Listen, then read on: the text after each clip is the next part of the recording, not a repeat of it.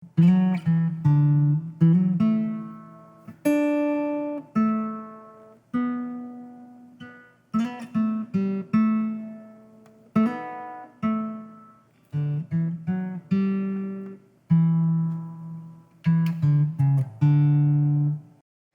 afternoon and welcome to this week's edition of This Is My Story.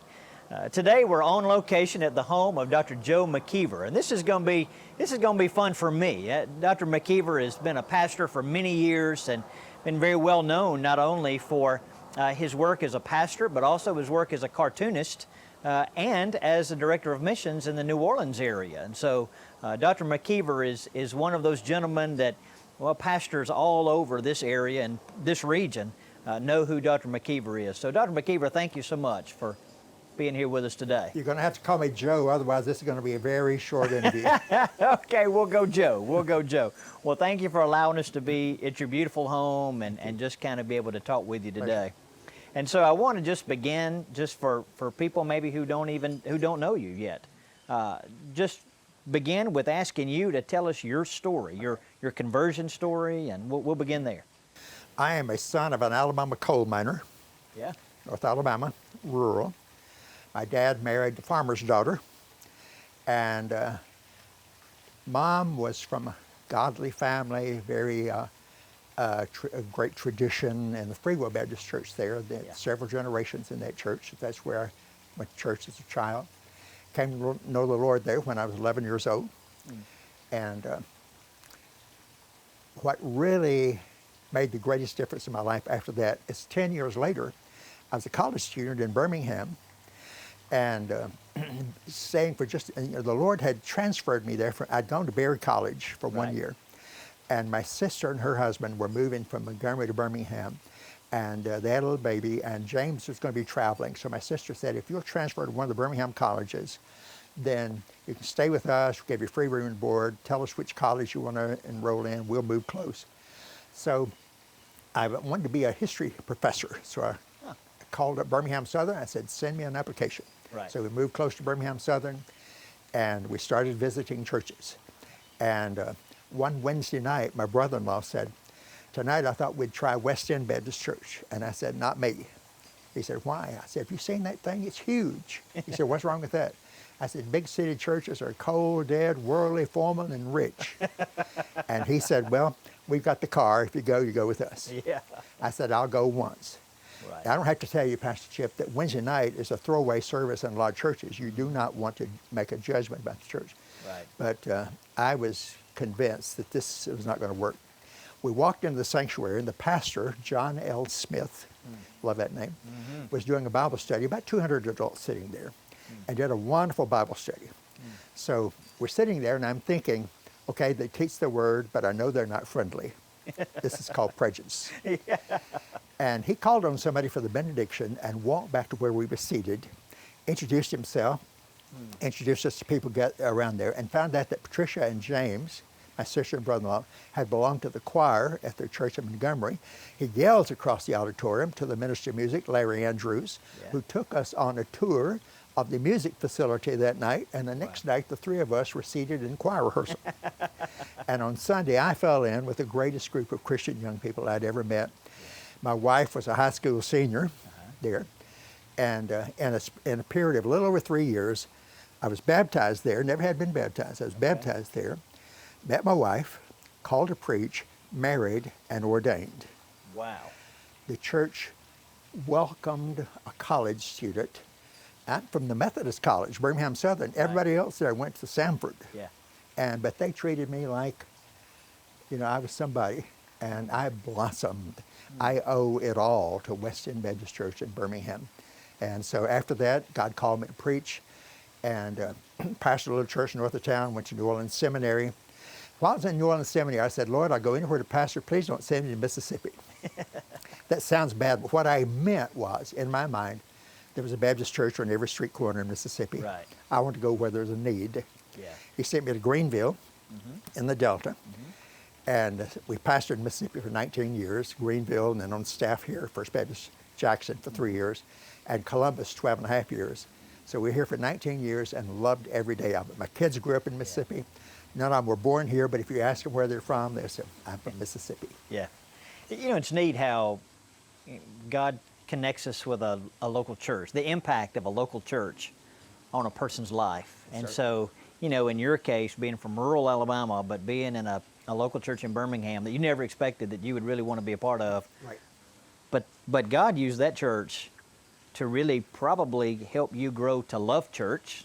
Yes. And to really see what church is supposed to be like. And I know as a pastor, I look back on my church experiences, and as a pastor, I take a little bit of all of those churches with me in leading a church. And so it's amazing how impactful a church can be. People don't realize that, I don't think. That church went out of business probably 20 years ago, changing neighborhood and everything. But every 2 or 3 years, we have a reunion, and there'll be 200 or 300 of us there. We've got one scheduled for September. Yeah. And they asked me to lead the meeting, which I just dearly love.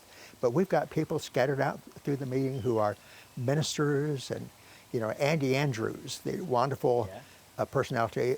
He was a child there. My wife and I used to babysit him because his dad was our minister of music. And all sorts of people from Weston Baptist Church touching the world, still touching, even though that church went out of business 20 years ago. Just amazing. Yeah. Now, so you pastored in different places, but a lot of people know you from your cartoons. I mean, you do a phenomenal job with your cartoons, and of course you do them for Deacon's Magazine and sometimes in different other Baptist publications. How did you get into cartooning? Well, I started drawing cartoons when I was 5. You remember when you were a little kid and you were in your mama's way and she put you at the table and gave you pencil and paper and told you to stay busy? Right. Well, I was 5 and my little sister was 3, and Mom put us there and gave us pencil and paper and said, sit there and draw. And what she meant was stay busy and out of my way. Right. But I discovered that day I loved to draw, and the next year, when I went to the first grade, Nauvoo, Alabama, the other children would gather around and watch me draw. And to this day, Pastor Chip, I can outdraw any group of first graders you will ever meet. Kept doing it down through the years. And in fact, I was telling a friend this morning that the first cartoon article that I had published for Southern Baptist in 1972 when I was on staff here for Outreach magazine, and it was a cartoon article about witnessing. And I look at those drawings now, I still have the magazine, and I think, holy cow, you thought you could draw? And fortunately, I've worked at it since then, you know, and continue to involve. So sometimes I'll be drawing children, and a child will say, so how many years did it take you to learn to do this? And I say, all of them. And I'm still learning. Now, what kind of doors has that opened up for you, particularly evangelistically? Oh, you know, wherever we are, I draw people. And so I'll be in a restaurant or something, you know, and in fact, sometimes we'll be in a restaurant and next door they'll be singing happy birthday to somebody, especially if I'm by myself. Now, you got to get permission from your wife if she's here. That's right. But I've been known by myself just to take my pad and walk over and say, who's having a birthday? And they'll find out and they'll say, the restaurant sent me over to draw you. And I'll sit there. I end up drawing everybody in the room and the conversations, you know, and I do this in the breakfast room at hotels and have led a lot of people to the Lord and have made a lot of lasting friends that way. Wow. Well, I guess, I mean, when somebody receives a drawing that you've done, especially for them, it means a lot to them. It's just a touch in a way. And you know, I'll tell you this, when I was pastor in Columbus, 1975, I was 35 years old. One day some girls from the W came over and asked me to help them raise money for a missions project. I said, what do you want to do? And they said, we want to put you in the student center and have you draw students 1 minute for $1. And they said, we don't care what it looks like. And well, that was great. Well, I was not going to try to draw them funny. I was going to try to draw them well. So you got this line, unending line of these beautiful young women, and I'm trying to draw them in 1 minute. That I had drawn people all my life, but I had never tried to draw them fast. So ever since then, I have drawn people fast. I'll be drawing in high school sometimes, and I'll have kids time me, and I can do it in about 45 seconds. Well, I know one of the things that you've done at First Jackson is you've drawn people as they're standing in line for Carols by Candlelight, and that's just to me, that's just a great way of, from your standpoint, this is something that I can do to contribute that makes a difference. It makes things a little bit better. I think it's an incredible thing. Sometimes I will buy a pack of cardstock at Yeah. Walmart, 150 sheets in there, and I'll think, in a few days, these sheets are going to be in 150 different homes, and people Wow. keep them forever. That's right. Sometimes I'll hear from somebody, they'll say, at Grandpa's funeral, they put out the display, and here was the picture that you had drawn of him. Yeah. Wow. I want to touch on a completely different subject with you for a minute. I know that you were director of missions down in the New Orleans area as Katrina was coming through and kind of having to deal with some of that. Right. And so, I was at First Biloxi, when that was happening. And so I look back at that time, there are things that you'll never forget, that just memories that stay with you forever. Right. But for me, as I look back at that time in my life, that's also a time where I saw God at work in ways that I never imagined that I would. So is there something that you'd like to share with us about that? Boy, where to start? Yeah, there's so many. When I became director of missions, I was 64 years old. I said to them, I'll give you 3 years. They said, give us 5. Well, that was of the Lord, because the first year and a half I went through cancer and radiation. At that time I recovered is when Katrina hit, August of 2005. And of course, as you know, it devastated the Mississippi Gulf Coast, but it basically flooded New Orleans. Yeah. It did a lot of hurricane damage, but mostly flooded New Orleans. And so we lost a lot of churches and a lot of neighborhoods, and 1,000 people lost their lives. And we were evacuated for a while. One of the first things that we discovered in the evacuation is that I was talking to one of the pastors, and he was in North Alabama, North Louisiana, and I was in North Alabama. And he said, Joe, we need to try to get our pastors together. Yeah. I said, yeah, you're right. So we put it, and the cell phones weren't working down there because the towers were down. Right. So we put it out on radios and everything. And I called Stan Buckley, who your predecessor. I said, can we meet at First Baptist Jackson? He said, absolutely. So the next Wednesday, we met at First Baptist Jackson, about 20 pastors. Well, these pastors came in there crying and hugging on each other, and the church fed us lunch. And when it was over, the pastors didn't want to leave. And I realized we have struck on something here. So we started meeting every Wednesday. First Baptist Church of La Place, which is 15 miles west of the New Orleans airport, invited us to meet there. They said we didn't have any damage. So for the next 2 years, the pastors met every Wednesday for 3 hours, from 9 until noon, and the church fed us lunch. And the pastors ministered to each other. And that was one of the first things that I realized. I said to a pastor yesterday, Chip, talking about the coronavirus and everything, and he was telling me about the things he was going through. I said, my friend, you need a group of pastors to share with each other, because you're all going through the same thing. That's right. And you can help each other, and you won't feel so isolated. Well, that's the first thing we discovered in there. I've got 1,000 stories of things that God did. One of the things He did was, prior to the Katrina, Southern Baptists were kind of looked upon by a lot of people as a cult. But even right after the evacuation, right after we could return to the city, a lot of churches are closed, neighborhoods shut down, but Southern Baptists flooded New Orleans with people and teams and groups of young people, and they were helping, they were feeding people, they were helping to rebuild, they were ministering.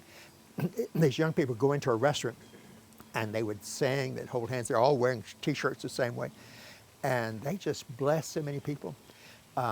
Somebody got on the radio one day, and this person was a Catholic, and he was saying, I don't know where the priests are, but those Southern Baptists, and he used a word that sounds a lot like damn, are all over the place, and God just did amazing things. I've had Southern Baptist pastors say, I never had much use for the denomination, but now Southern Baptists have really rallied. Right. And of course, the disaster relief that Southern Baptists do is right up there with Salvation Army and Red Cross.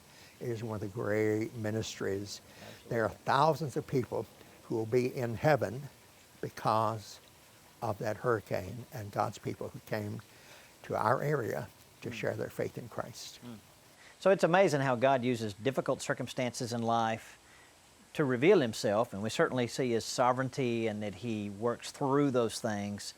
But, things that we wouldn't want to come into our lives, God uses them for great purposes sometimes. One of the discoveries I've made, and I often share this with people, when times are really hard, and when you're discouraged, Man, don't quit. That's the time you're about to do your very best service. Yeah. This is when your gifts are golden, your witness is the strongest.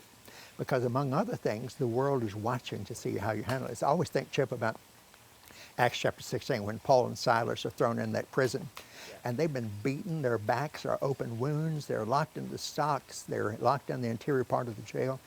And the Bible says, Acts chapter 16, verse 25, it says, about midnight, Paul and Silas began singing hymns of praise to God and praying. And the other prisoners were listening. We're always listening. Now, you and I know that Paul did not say, you know, Silas, I just feel like singing. He didn't feel like singing. Sometimes it's like Maya Angelou said, I know why the caged bird sings. Sometimes you just sing because there's nothing else to do. Yeah. And your service for the Lord, it's like the widow with her little mite. Yes. It was pure gold when it arrived in the Lord's coffers. I've told people a lot, about my experience with Katrina. I don't ever want to have to go through something like that again, but I wouldn't trade it for anything in the world. Yeah. I used to tell these young pastors that I had one young pastor call me while he's still in evacuation. He said, man, I've lost my church. He said, how's this going to look on my record? I said, you don't have a record. I said, you're just serving the Lord. I said, friend, you be faithful, and you will be talking about this for the rest of your life. That's exactly right. That's exactly right. I want to transition again because you helped churches go through a tragic time, but you've been through some difficult times of your own, and one of those certainly was the loss of your wife. But you were able to see God's gracious hand there too, and God's provision now being married again. And so talk to us about that. What was that like, losing a spouse, and then how God showed himself and provided again? Margaret is from Birmingham and grew up in the Southern Baptist Church and everything, and always had some health problems in her adult years, and especially the last 10 or 15 years. We were married 52 years, and none of her health problems were life-threatening. Things like she had Crohn's disease, she had depression, and some other things. And was always just making her rounds of various doctors and everything. In fact, that's one of the reasons that when we retired in 2009, we didn't move to Jackson area. We wanted to. We kept thinking we'd like to move back up here. But I couldn't get her away from her doctors because she needed to stay there and the friends that she had known. Anyway, and so on that Friday morning, January 23 of 2015, I'd gotten up early.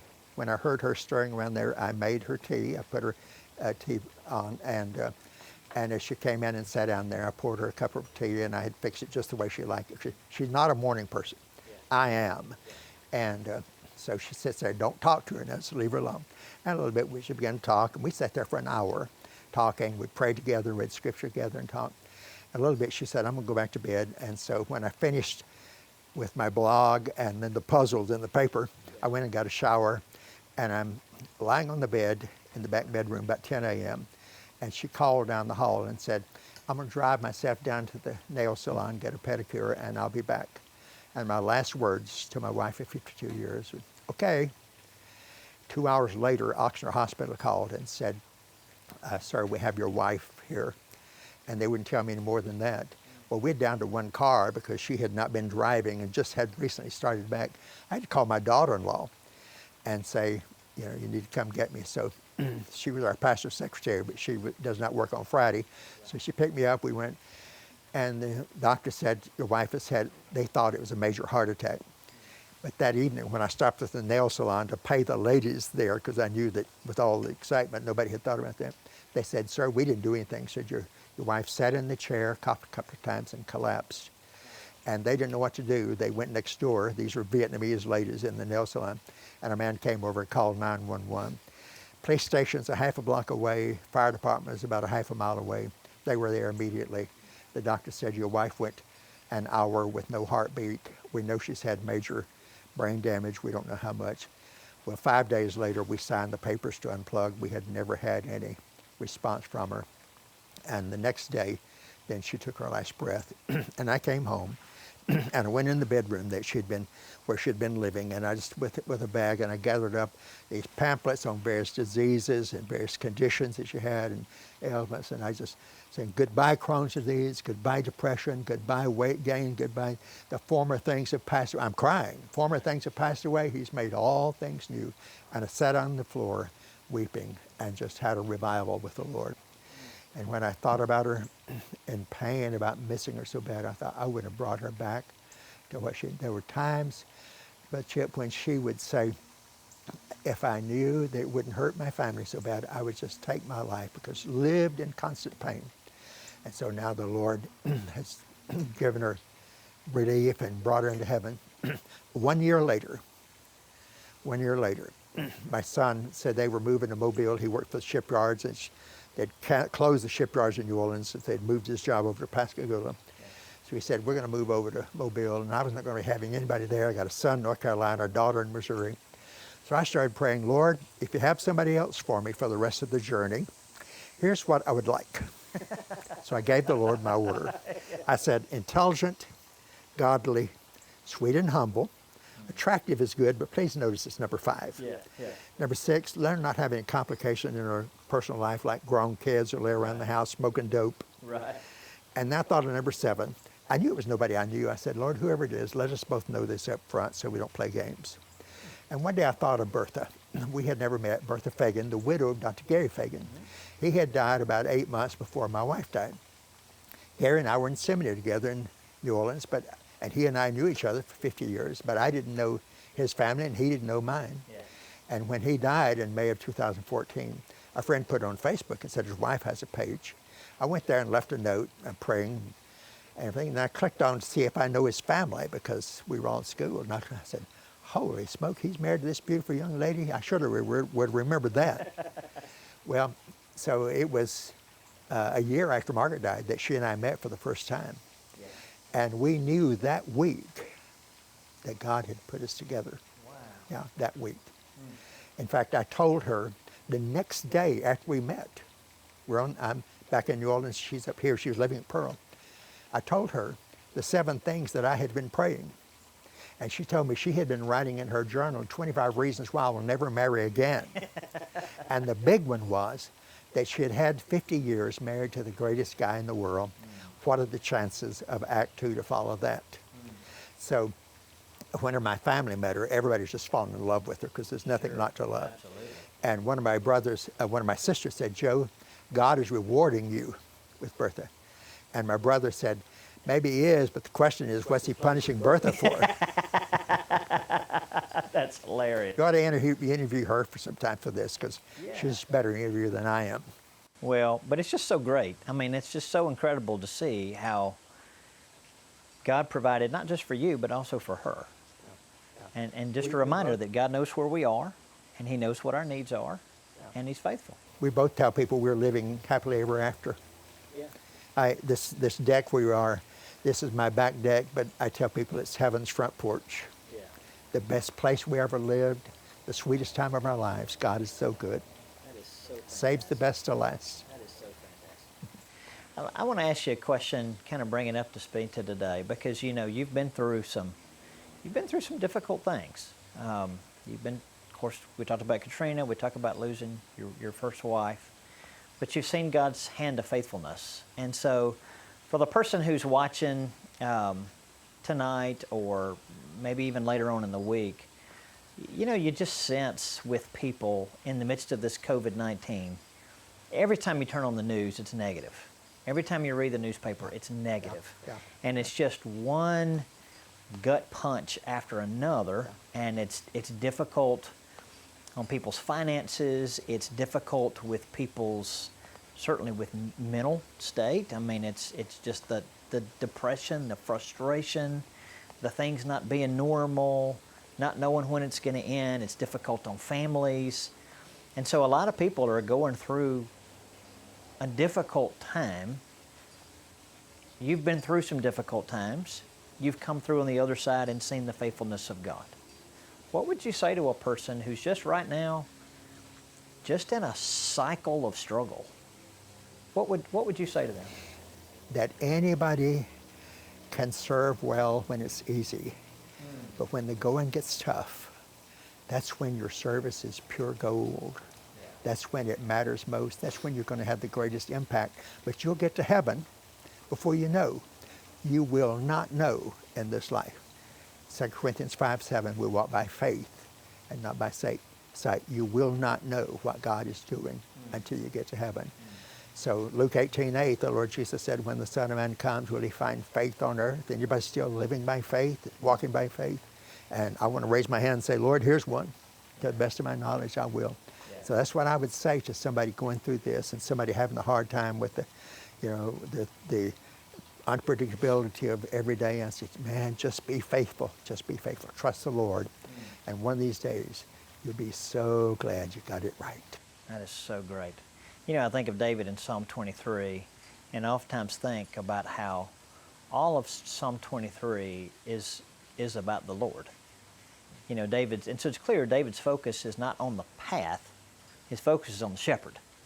And he just follows the shepherd. Where the shepherd goes, he just follows the shepherd, and he trusts that everything else is going to fall into place.